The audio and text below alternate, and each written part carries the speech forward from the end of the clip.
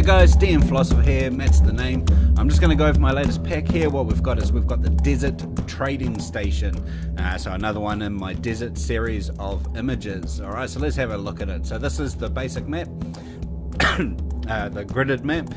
What we've got is we've got a walled, thus defensible water source and buildings where merchants and their animals and something like that may be kept.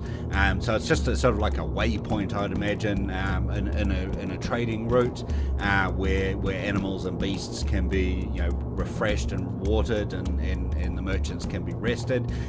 You could use this map for any sort of fortified desert location. The wall is pretty intimidating, and obviously water sources are valuable in the desert, and obviously you've got a bit of greenery around the water source that sort of stands out from the general sort of golden hues of the general desert sort of vegetation. So this is the gridded map. We also have the gridless map. We have the night gridded map, and then the nighttime gridless map.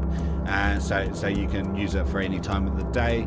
Obviously, if you're using VTTs and Fog of War, then you might just use the daytime map and scrub out the and just have the Fog of War reveal what's there.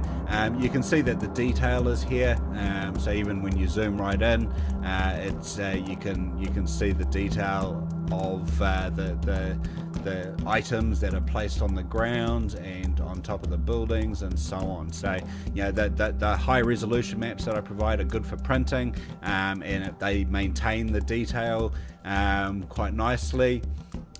Whereas the low resolution files still maintain quite a fair amount of detail actually, but they're great for VTT work because they're not so big. They're only about 3 or 4 megabytes big, so you can upload them quite easily. So those are the maps.